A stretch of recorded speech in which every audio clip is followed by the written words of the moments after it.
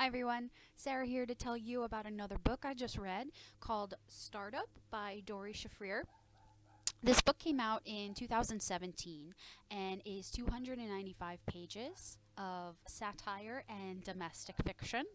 I thought the novel was very funny and well written, and it's very relevant to our current society because it discusses the white male dominance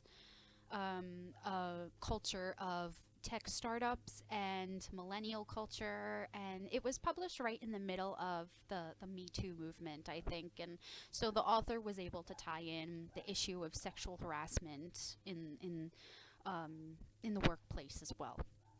Um, the novel has many main characters, five main characters, and three of which are in their mid to late 20s, and two of which who are in their mid to late 30s. And so the three millennial characters of the book are Mac McAllister, who is the head of a tech startup company called Takeoff. And he's pretty egotistical and really thinks that a lot is owed to him because of the power that he has and how much effort he has put into making this company what it is. He has many employees, one of which is Isabel Taylor, who plays a big part in this book. She is the company's social media manager, and he previously had a secret relationship with her, and she unfortunately becomes the victim of sexual harassment in this novel.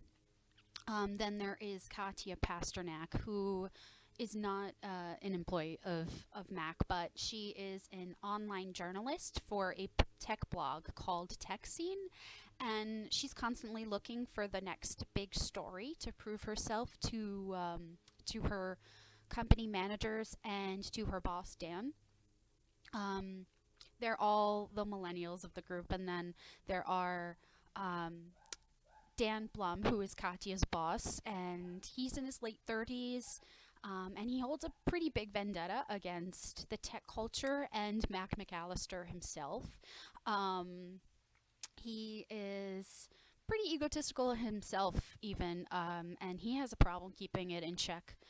Um, Dan's wife, Sabrina Blum, she's also in her 30s. And she works in the social media department of Takeoff, actually, and she's struggling to take care of the children she had with Dan, which there's not much help coming from Dan to take care of these children, so she's very frustrated about that. She's also trying to dig herself out of a ton of credit card debt. Um, and she's trying to stay relevant in a workforce culture where millennials are taking over. And she's just trying to stay happy in her failed marriage too. um, Both Takeoff and Tech Scene are in the same building.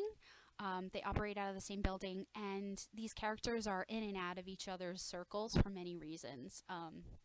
Although they are not all well acquainted until the story's main conflict kind of comes to light.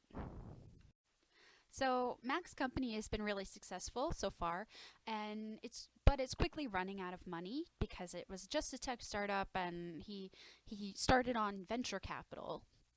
And he needs more investors to continue improving, and he feels really good about finding these investors, and he thinks that his company is solid, but he doesn't realize that the poor decisions he's made in the past and his egotistical ways could threaten the potential finding of these buyers or these investors. And these poor decisions kind of come to light at Isabel's boyfriend Andrew's dinner party, where Katya and Sabrina cross paths, and originally or previously they haven't been acquainted until this point.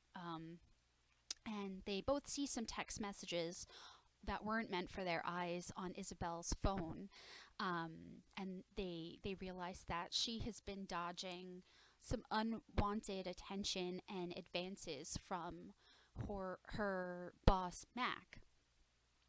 Katya realizes this is the big story that she needs to prove herself and also ease the pressure that she's feeling from her boss Dan to get like a big story. While Sabrina just wants to ignore the issue because she has her own personal issues that she needs to deal with and figure out herself. And with this discovery comes a spiral of events that lead to many different discoveries for all of Shafrir's main characters. And I think that this novel did a really good job of discussing the issues of racism and sexism and millennial culture, and in a respectfully humorous way. So I love that. And I think Shafrir has a great sense of humor, and I really enjoyed her writing style. And those of you who have read similar novels, such as Dave Eggers' The Circle, or a similar memoir, Uncanny Valley by Anna Weiner, might enjoy this novel. And if you are interested, you can find all three of these books in ebook and audiobook downloads from Library and the Libby and Overdrive apps with your library card. And thank you for watching.